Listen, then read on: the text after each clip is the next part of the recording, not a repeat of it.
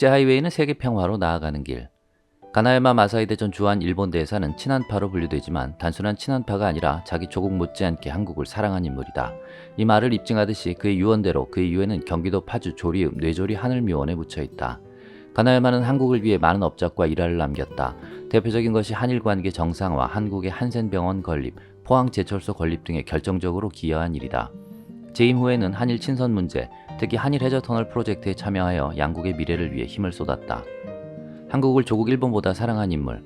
일본 도쿄대 정치학과를 나와 가톨릭에 기위한 그는 심성이 박애주의자여 평화주의자였다. 2차 대전 전후 10년간이나 바티칸 주재 외교관으로 일하며 국제사회에서 일본의 전후 처리 문제들을 다루었다. 그는 1965년 한일 국교가 정상화되면서 3년 후인 1968년 폴란드 대사로 있다가 급거 제2대 주한 일본 대사로 부임해 3년 7개월간 동직했다. 그는 한국 대사로 재임하는 동안 자국의 이익을 위해 일을 해야 하는 외교관임에도 늘 한국 편에 서 있었다. 일제의 한국 침탈에 대해 항상 미안한 마음을 가졌다. 재임 중 한국 산업화와 양국 친선을 위해 크게 기여한 것도 그의 이러한 마음의 발로였다. 가나야마는 생각부터가 남달랐다. 그는 일본 대사로는 처음으로 3.1절 기념식의 전례를 깨고 참석했다. 초대 기무라 시로시치 대사는 이란 국교 수립 직후 한국민의 대일 감정을 자극하지 않으려고 일절 참가하지 않았다. 가나야마는 그것도 중요하지만 적극적으로 새로운 일본을 알리는 것이 몇 배나 더 중요하다고 생각했다. 일본 대사관 직원 대부분은 도를 맞지 않겠느냐고 대사에 참석에 반대하는 상황이었고 일본 신문 특파원들도 다수 취재하러 왔다. 그러나 실제로 한국 측은 가나야마 대사의 참석을 환영하였다. 이전 행사 때는 일제강점기 일본의 악정을 반드시 규탄했는데 가나야마 대사에게는 경의를 표하는지 일본 문제에 대해 전혀 언급하지 않았다. 1970년 3월 31일에는 요도호 사건이 일어났다. 승무원 7명과 승객 129명을 태우고 일본 하네다 공항을 출발하여 후쿠오카로 향하던 요도호를 일본 적군파 요원 9명이 공중 납치해 북한으로 망명을 시도한 사건이다. 다행히도 이 과정에서 기장이 지혜를 발휘해 한국 김포공항에 불시착했으며 납치범들이 한국 및 일본 측 관계자들과 3일 동안 밀고 당기던 타협이 이루어졌다. 그 결과 탑승객 전원을 석방하는 대신 당시 일본에서 급히 내한한 야마무라 신지로 온수성 차관을 인질로 잡아 4월 3일 북한으로 넘어갔다. 처음에는 가나야마 대사가 자기가 인질이 되어 북조선으로 가겠다고 하였으나 박정희 대통령의 간곡한 만류로 야마무라 차관이 가게 된 것이다. 박 대통령이 가나야마 대사를 얼마나 아꼈는지 알 수 있는 대목이다. 1. 정부 설득, 포항제철 설립 기여도. 가나야마는 한국서 포항제철소가 생기는데 삼파역을 했다.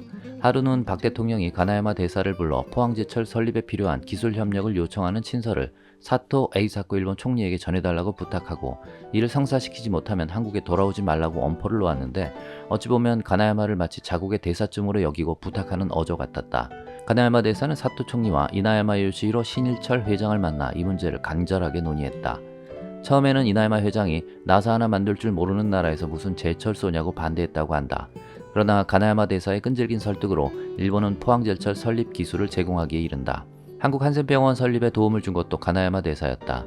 헤이세이 황후 미치코가 황태자비였던 1972년 가나야마는 미치코비로부터 한국의 한센병에 관한 슬픈 편지를 받았다. 이후 가나야마는 한센병원 설립을 위해 일본 기업인도 만나고 경단련도 접촉했지만 모금이 별다른 진전을 보지 못했다. 그러던 중 가나야마는 미치코비의 소개로 재력가인 사사가와 료이치를 만난다.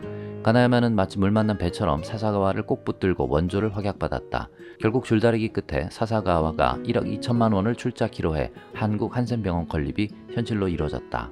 문총재 한일터널 주창에 적극 호응. 가나야마 대사가 한일터널과 인연을 맺은 것은 1981년 문선명 총재가 국제평화고속도로 건설 계획을 발표하고 그 일환으로 한일터널 프로젝트를 주창한 이후였다. 당시 일본 지식층에서 한일 양국의 미래를 위해 한일터널이 필요하다는 의견이 적극적으로 받아들여졌고 실제 조사 연구가 이루어지면서 많은 지식인이 관심을 보였다. 가나야마도 그 중에 한 사람이었다. 1972년 3월 주한 대사에서 퇴임한 가나야마는 귀국 후 외무성의 높은 지위를 사양하고 이란 친선에 헌신할 것을 결심한 터였다. 그래서 이란 친선협회 중앙회 이사장도 맡았던 것이다. 가나야마는 미중 러 영 등과 4강 외교를 아무리 잘해도 한국과 관계를 잘못하면 일본 외교는 실패라는 신념을 가지고 있었다. 한일터널에 관심을 보인 가나야마는 1982년 12월 문 총재가 설립한 이란 문화교류협의회 중앙회장으로 취임해 적극적으로 활동했다. 1986년에는 일본 내 이란 터널 연구회 부회장으로 취임해 활약하기도 했다. 일본은 아시아에서 신용을 잃었으므로 무엇을 하든지 한국보다 먼저 해야 한다는 것이 가나야마의 지론이었다. 때문에 국제 하이웨이 건설이나 이란 터널 건설 문제에 망설임 없이 동참했던 것이다. 가나야마가 이사장으로 있는 재단법인 아시아기술협력회는 특별히 이란 간 기술 협력을 위한 일본 외무성 소관의 재단이었다. 가나야마는 한일터널 등 이란 간 기술 협력을 위해 기술협력회를 적극 활용하였고 재단법인 안에 이란터널 연구위원회를 만들기까지 했다.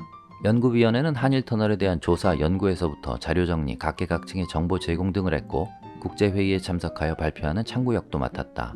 이후 가나야마는 한일터널을 추진하는 행사가 있을 때마다 참석해 격려를 아끼지 않았다.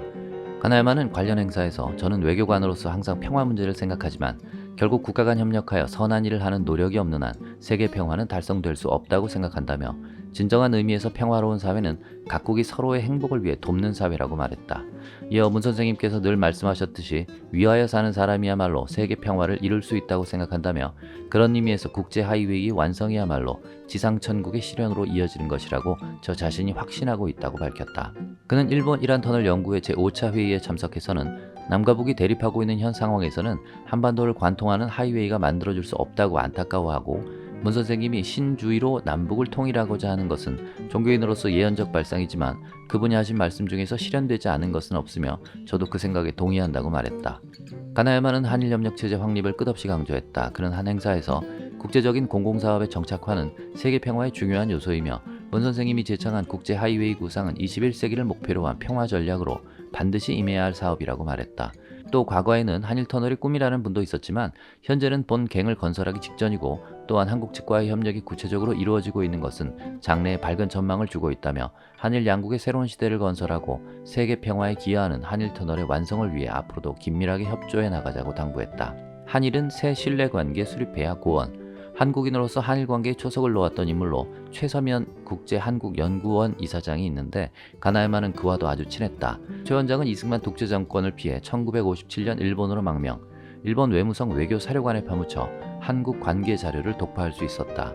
그 결과 안중근 의사 옥중자서전과 북한 되첩빛 국내 반환 기여, 안중근 의사 유묵과 추사 김정희 선생 화첩 등을 국내에 가져왔다. 최 원장을 박 대통령에게 소개한 것도 가나야마였다. 최 원장은 한일 국교 정상화 교섭, 7.4 남북 공동성명에 대한 일본의 불안을 무마하기도 했다. 그 최 원장이 생전에 자신의 가묘 옆에 가나야마의 가묘를 만들어줬는데 가나야마는 가끔 자신의 가묘를 찾아 내 영혼이 쉴 집이 한국에 마련됐다고 기뻐했다고 한다. 가나야마가 죽어서도 한국에 사과하고 싶다. 나의 뼈 절반은 한국에 묻어달라는 유언을 남기고 세상을 떠나자 그의 가족들이 1998년 가나야마 유의 일부를 한국으로 가져와 안정한 곳이 지금의 하늘묘원이다. 평생을 한일관계 개선을 위해 노력한 두 사람은 가나야마의 소원대로 죽어서도 영원으로 대화를 나누고 있다. 1992년 가나야마가 발간한 이란 신시대의 꿈에는 한국과 일본의 미래를 위한 고언이 담겨 있다. 과거의 불행한 역사 위에 이란 양국이 새롭게 신뢰관계를 수립하지 않으면 안 된다는 것은 절대적인 과제이고 또한 그것이 나의 임무라고 생각했다. 지금도 그 마음에는 변함이 없다. 무엇보다 중요한 것은 서로를 아는 것이다.